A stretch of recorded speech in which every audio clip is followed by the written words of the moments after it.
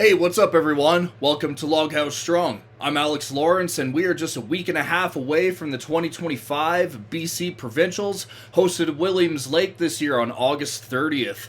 The athlete roster, the confirmed athlete roster just came out, and we are going to go through that. First, we're going to go through the events and the weights for the open class, and then we'll look through the confirmed athletes for the open men's category. So if you look on the left side of the screen here, down at the bottom of this table, event number 1 is the overhead medley, a 250-pound axle followed by a 270-pound log, and finishing with a 300-pound axle. Event number 2 is a 600-pound frame, which will be carried one direction for about 50 to 60 feet. Event number 3 is a deadlift medley, a 555-pound axle for 2, followed by a 605-pound Texas barbell for 2. Fastest time wins. Event number 4 is a yoke into sandbag over that yoke. So the yoke is going to be 775 pounds, and then you're going to have to run back to the 300-pound bag, bring it back to the yoke, and throw it over the bar. Event number 5 is a bag to shoulder ladder, my favorite. A 185 bag, a 210 bag, a 250, a 300, and finishing off with a 350 pound bag. That's going to be a lot of fun.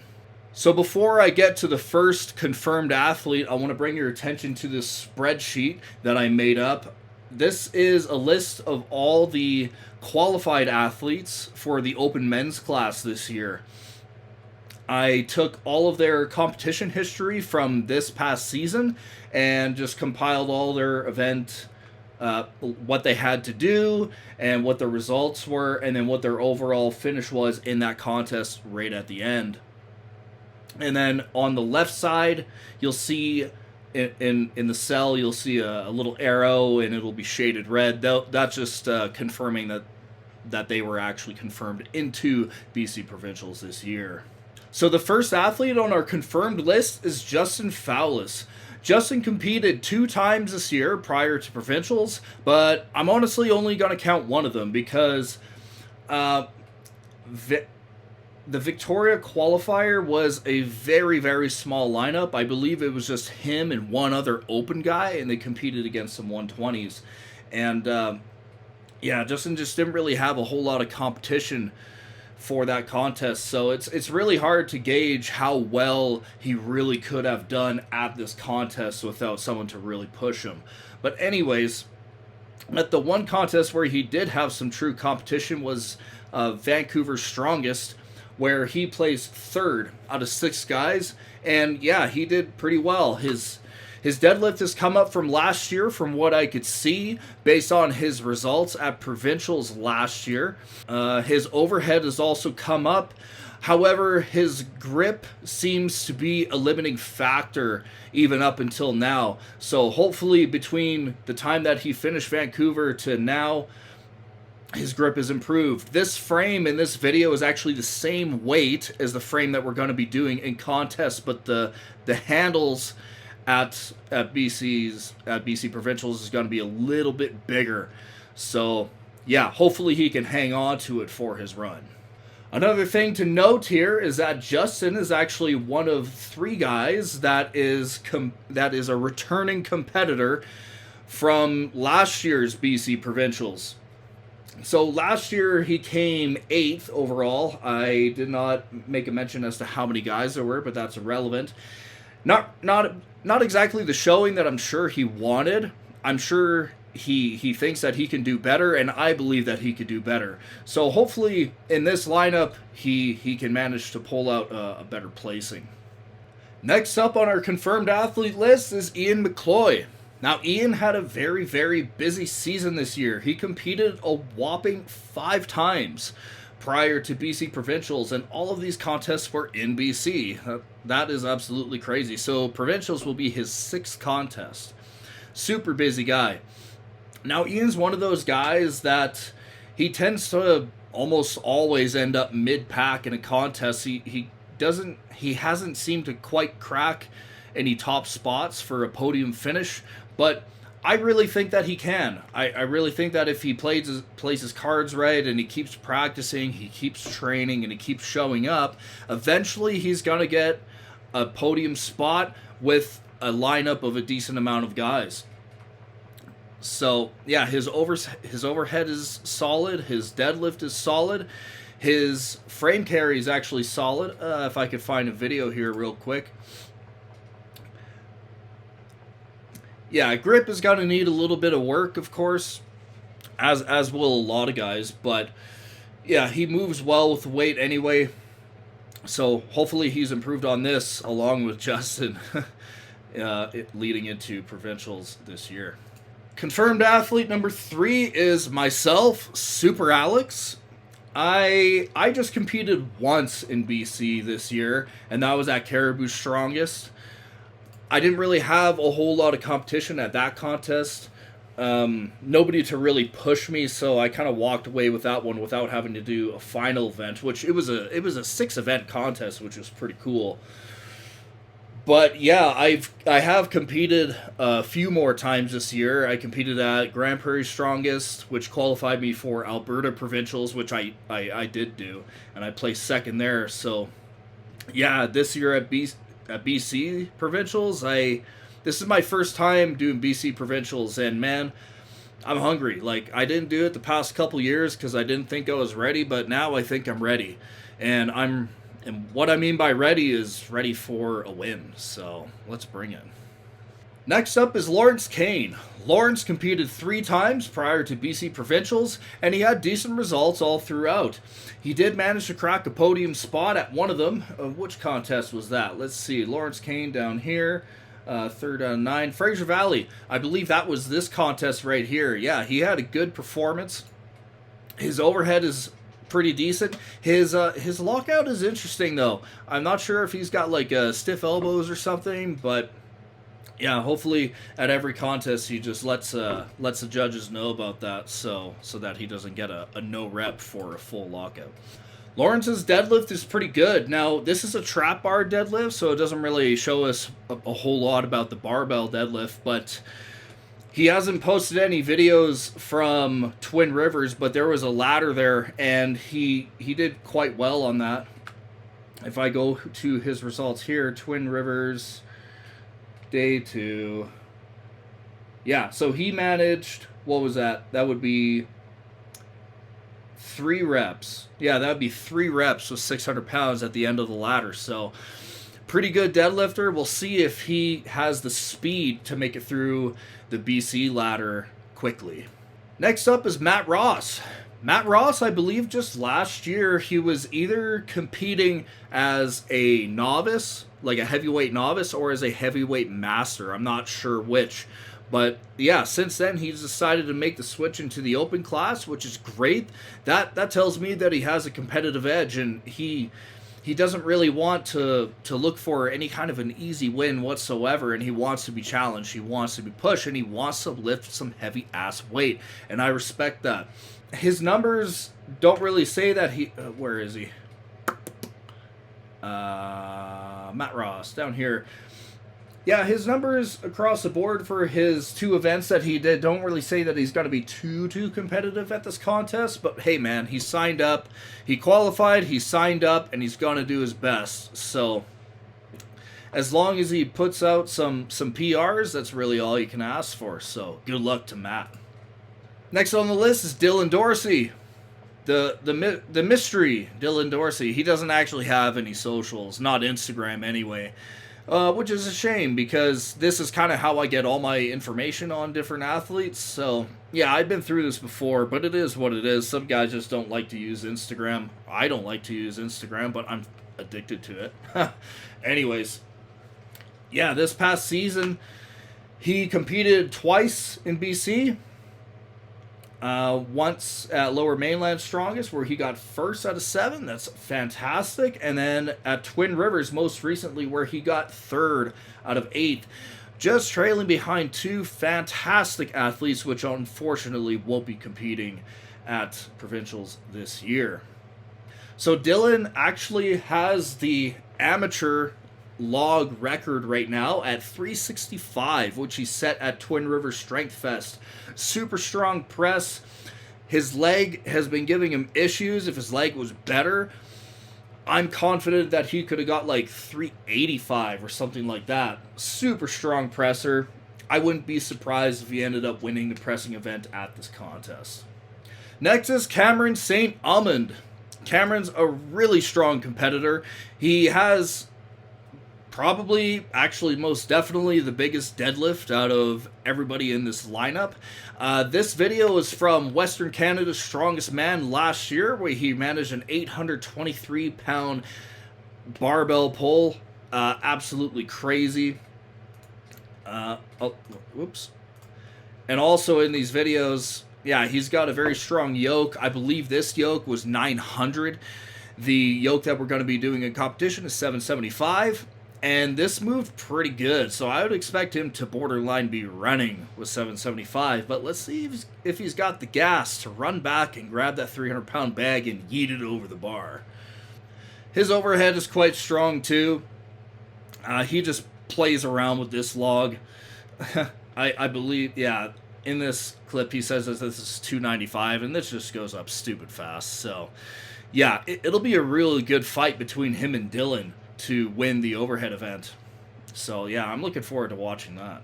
Next is Darcy Bone. Darcy's one of those guys where he's got a good overhead, he's got a good deadlift, and he's got good grip for the carrying events. So yeah, he's definitely not a guy to sleep on leading up to BC Provincials. He's definitely going to be one of the guys in the mix fighting for a podium spot, and if the stars align, who knows, he might be able to do something spectacular.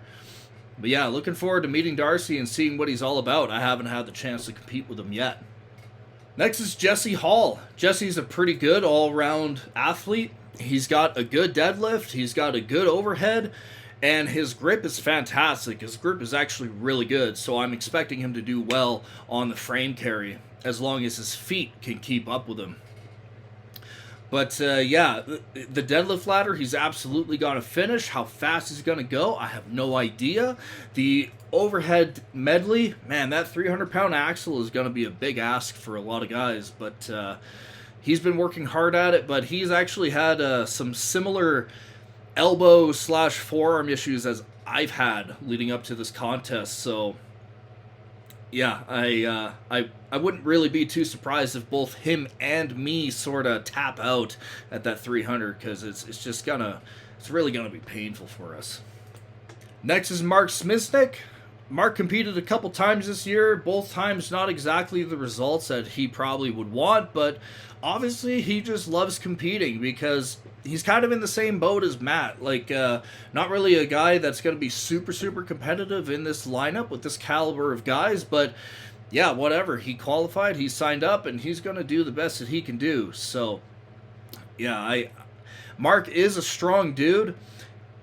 Just for whatever reason, in contests can't really seem to put it together, so I'm hoping to see a better result from him at BC Provincials this year. Last on the list is Tom Gunson. Now, Tom competed just once this past year. I'm not sure if I'm missing a contest, but he didn't finish very well. He placed last, and in fact, 2 out of the 5 events, I believe he withdrew because I couldn't see any results from him. But hey, if he's feeling okay and he wants to come play, then have at her. He actually does have a pretty good deadlift, so yeah, I'm looking forward to seeing how he does there at this deadlift ladder at BC Provincials. I have no idea how his overhead is because, yeah, at the one contest that he did, it was a 260 log, no lift. Truck pull, kind of irrelevant for what we're doing. Yeah, it's really just the deadlift we have some data on. He did a max trap bar deadlift for 950, which, like I said before, was kind of a like a mid-pack sort of thing. Like a bunch of guys got that same number. But yeah, this is pretty good. A 600-pound axle bar deadlift with a mixed grip, excellent work. That's very, very solid. So let's see how quick he is transitioning between bars in the deadlift ladder. So let's take a step back and let's look at these events a little bit closer. Like literally closer. I'm actually going to zoom in here. So the overhead medley, 250, 270, and 300, like I said, I think a lot of guys are going to have trouble with that 300-pound axle at the end, but I do foresee at least 2 guys for sure getting it. But man, I really, really want to get that 300-pound axle. I tried it once in training early on, and I failed it, but I learned a couple of things, and as long as my arm isn't bothering me too much, it's gonna go up. It's gonna go up. It has to go up. Otherwise, I'm gonna be absolutely furious with myself. But yeah, that's gonna be a tough one to finish, but at least 2 guys are gonna make it. As for the frame in Event 2, now everybody's talking about the diameter of the handle, but honestly, in my opinion, I'm not sure if I just haven't really maxed out my grip in any way, shape, or form yet, but it didn't really seem to make any kind of a difference for me when I've done it a couple of times, but hey, I don't know, it might be challenging. It is smooth, so the extra diameter plus the smoothness, it might be a little bit challenging for some guys, but yeah. However, I do believe because the diameter is a little bit bigger on the handles, the frame is only 600 pounds, and honestly, I feel like that frame could be kicked up another at least 50 pounds, maybe even 100 pounds, especially since we're, as per the rules so far, we're only going one way with it. We're not coming back. So unless that's changed where we have to do a full lap, then yeah, this is going to be a pretty light event. I see a lot of guys finishing this in a pretty decent time. In event number 3, the deadlift medley, based on the results that we saw from Twin Rivers Strength Fest, where multiple guys were repping out the 600-pound barbell at the end of the ladder, I think a lot of guys are going to finish this. The weight probably could have been bumped up a little bit, but hey, it's still going to be challenging. When the whole thing is for speed, like you're not repping out that final bar at the end, it's all just for speed. So this is going to go really fast, so as long as everybody's positioning is right, then yeah, this will be a challenging but absolutely doable event. Yoke in a sandbag for event 4. This is absolutely going to be the most cardio intensive / heaviest event of the contest. I see a lot of guys not being able to finish this, whether it's the yoke or just having enough gas to run that 300-pound bag back over the yoke. It'll be very interesting because where people set the height of their yoke will determine how high they have to lift the bag over the bar, right? So if you got it super low, then you got to squat it up with all that more effort, but at least then you have a lower platform to yeet that bag over. So yeah, it'll be interesting to see what kind of strategy someone might come up with here. Event number 5, bag to shoulder ladder, ending with the 350-pound bag. I'm not a super cocky guy, but I have to tell you guys now, I'm going to win this event. I'm really good at sandbag to shoulder. Nobody's going to beat me. Nobody's going to come fucking close. But anyways, yeah, I don't see very many guys finishing the 350-pound bag. Maybe me and maybe 2, maybe 3 other guys. But yeah, it's going to be a brutal event. A lot of guys even have trouble getting a 300-pound sack up to their shoulders. So yeah, we'll see how people fare on this. So that's my wrap up for 2025 BC Strongest. Now, yeah, this is going to be a great contest. I'm really looking forward to it. This is actually going to be my last contest of the season. My arm's hurt. My arm is really hurt. This prep has been a real struggle, but I've been powering through it. I've been doing my best. But yeah, in the past, I haven't done provincials in the past because I felt like I wasn't ready for it. And the same kind of thing goes for this year at nationals. I'm more than likely going to be qualified for nationals, but I don't feel like I'm ready for a podium finish. There's some good guys going. as far as I can tell so far. And yeah, the events and the weights are already out for nationals, and man, I'm just not quite ready for it yet. Especially not for the axle, man. Like a 300-pound axle at this contest is gonna be a PR for me, and they want us to do a 320-pound axle press away. So yeah, I'm not quite ready for that yet. A couple other events that I'm just not really, I haven't had enough exposure to with those kind of weights. So maybe next year, maybe the next year, we shall see. But yeah, I'm looking forward to getting down to Williams Lake. We're going to be indoors, which is going to be so cool. We don't have to play out in the hot sun. So yeah, hydration won't be too much of a factor. Heat fatigue won't be too much of a factor, if at all. And yeah, it'll be nice and cushy, nice concrete floor, white walls, blah, blah, blah. And it'll just be fun hanging out with the guys, seeing all the guys that I've met before, and meeting some new guys. I love strongman community. I love coming to these contests and just hanging out with everybody, just having fun, right? Like, I'm there to win, but yeah, I'm there to win first, and secondly, I'm there to just hang out and socialize, because yeah, I love strongman, and I love the fact that everybody else that's going also loves strongman. So yeah, it's just it's almost like a brotherhood, right? It's camaraderie, and yeah, it's a really good time. So anyways, before I wrap up the video, there are a few guys that I wanted to mention that qualified, had a killer season, but will not be coming.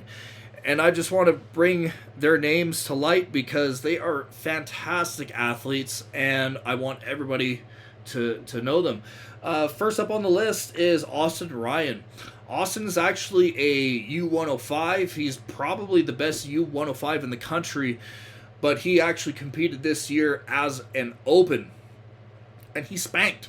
He's so good. He's really, really good. He's a fantastic athlete. He's strong. He's incredibly technical, and he's incredibly well practiced. Just a very good athlete altogether. Next up was Colton McDonald. Colton just absolutely, he's another guy that absolutely spanked this year. Up until Twin Rivers, that him and Austin Ryan competed in together, Colton was winning every contest that he did. I think he did like 2 or 3 contests before Twin Rivers, and yeah, it was first place. And every event that he's done this year, he hasn't placed any lower than 3rd. And I believe, I would have to refer to the spreadsheet that I have here, but I believe he only got 3rd place in any event like maybe twice. So yeah, this dude's really good, and he has bionic lungs. I swear to God, he's a $6 million man, and they put all $6 million into his lungs. Because yeah, he does some pretty insane cardio front carry type stuff that nobody else can do. And then the third name that I want to mention that won't be showing up is Marcel Smakel. Now, Marcel's not going to make it for some personal reasons, and yeah, I've been seeing Marcel coming up. I've never met the guy, but I saw him. I saw clips of him competing from last year at BC Provincials, and just seeing what he did this season as well. Man, he got like serial second places this season. It was rough. Like, he competed at least like 4 times, and he just wasn't getting any breaks. It was kind of sad, but kind of funny at the same time. But yeah, I was looking forward to competing against all 3 of those guys. It would have made this lineup super, super, super stacked and exciting, but it's still a pretty exciting lineup. I'm looking forward to competing against all these guys, and yeah, I just hope that in the future, all of those guys are going to show up so we can have an absolutely insane contest. So, once again, thanks for watching, guys. This is my preview, 2025 BC Strongest. I'll do a wrap-up video once everything is all said and done. Thanks for watching. This is Loghouse Strong.